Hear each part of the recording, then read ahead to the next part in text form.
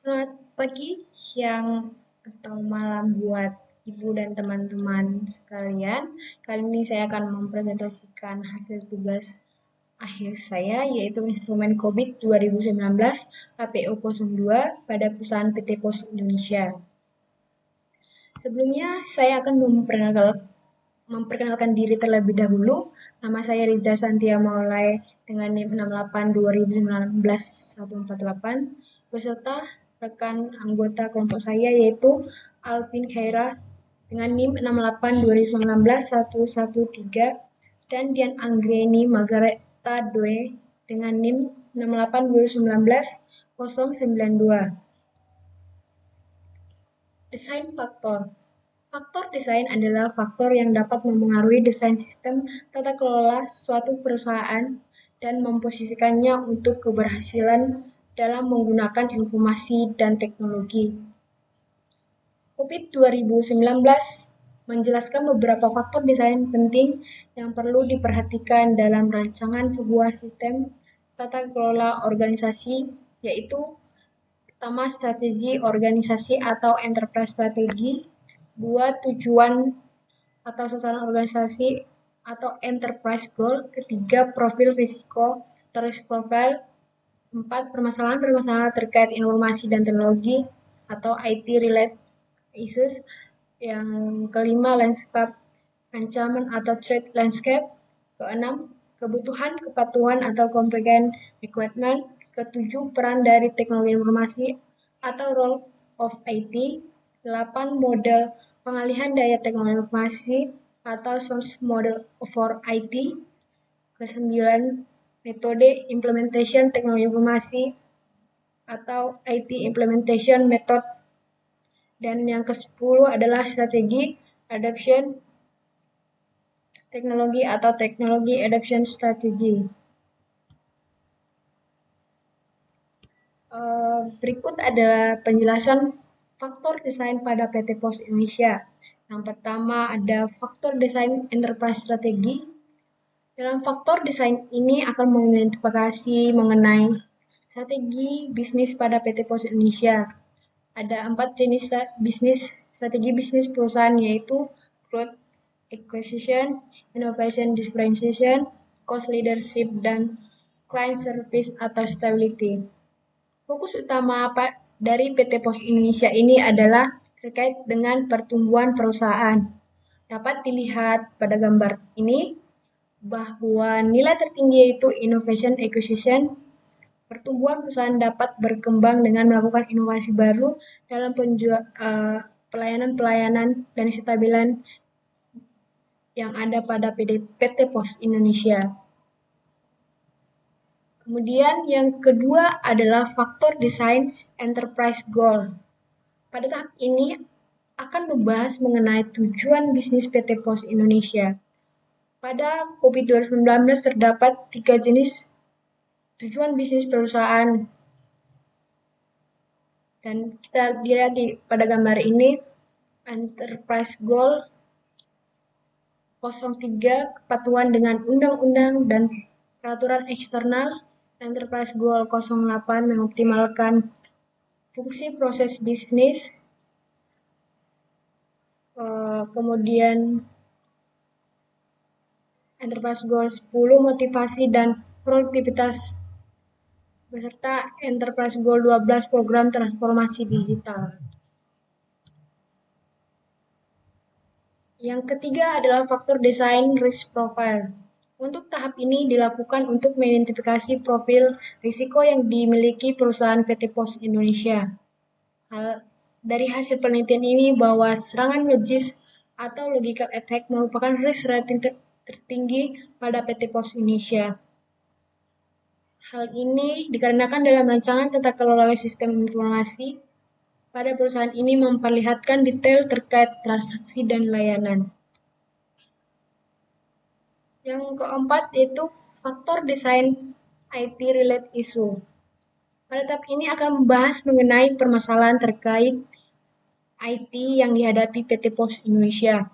Banyak permasalahan yang sering didapatkan pada perusahaan seperti kurang keamanan data, kemampuan sumber daya manusia dalam penggunaan IT yang masih lemah, pelanggaran keamanan, jaringan internet yang kurang mendukung. Contoh-contoh tersebutlah yang terjadi dan dialami oleh PT Pos Indonesia. Kemudian faktor desain atau threat landscape.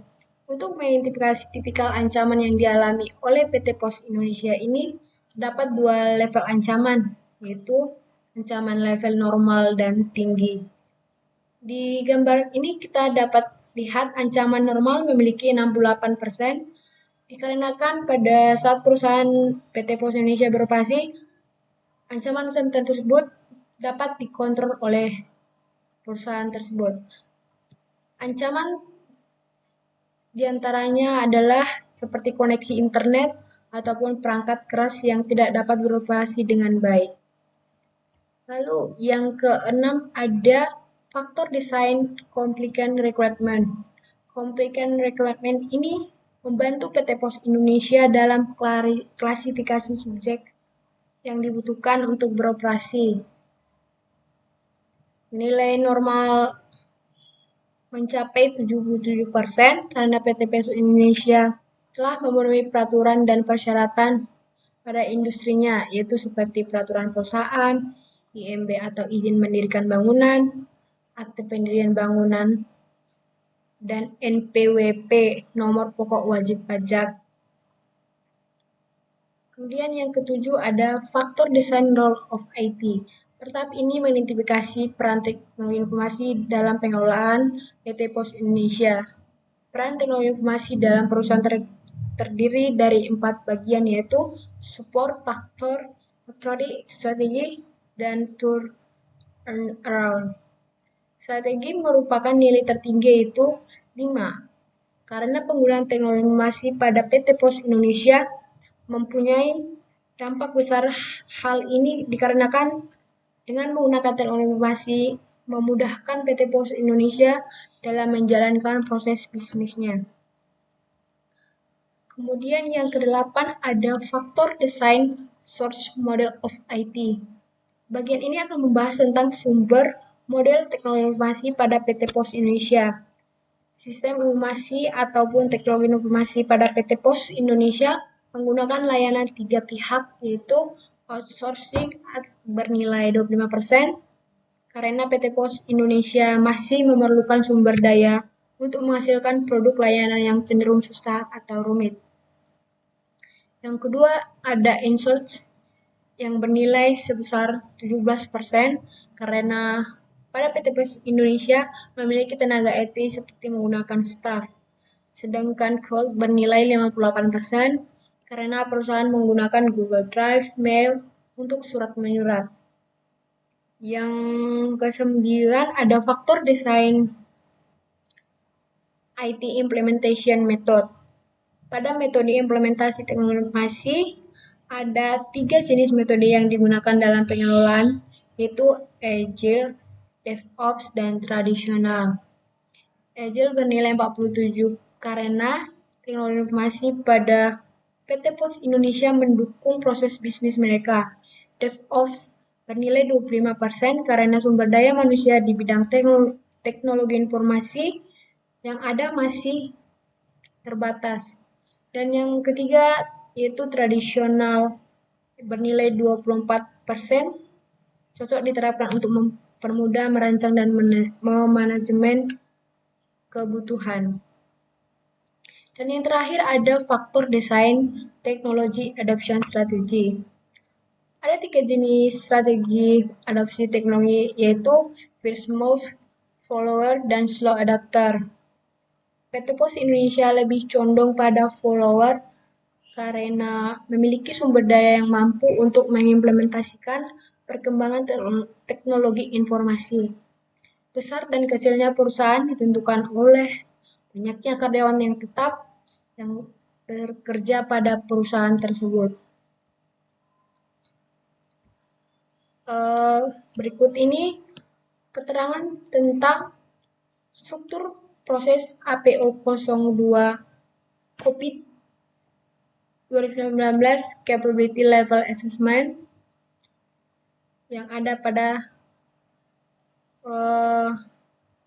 gambar ini kita lihat ada APO 02.01 yaitu Understand Enterprise Direction, APO 02.02 Assessment the Current Environment Capabilities and Performance, APO 02.03 Define the Target IT Capabilities. Yang keempat, APO 02.04 atau Conduct of a Gap Analysis. APO 02.05 Define the Strategy Plan and Roadmap. Yang ke-6 yaitu APO 02.06 Communicate the IT Strategy and Direction. Kemudian ini adalah identifikasi diagram RACI Management Strategi APO 02 pada PT Pos Indonesia. Yaitu ada kepala regional, bagian pengendali sistem operasi, account manager, bagian pengawasan dan pengembangan outlet, subbagian umum, bagian sumber daya manusia, bagian infrastruktur teknologi informasi dan sarana, bagian operasi dan solusi IT. Beberapa bagian inilah yang akan menjadi sebagai responden kuesioner survei pada PT Pos Indonesia. Dan terakhir ini adalah kuesioner survei yang telah saya susun pertanyaannya mengenai APO 02 pada PT Pos Indonesia. Dalam kuesioner ini terdapat pertanyaan dari APO 0.1 sampai APO 02.06, di mana pada setiap capability level 1 sampai capability level 4. Demikian hasil presentasi saya. Jika ada kata-kata yang kurang berkenan, mohon dimaafkan dan terima kasih.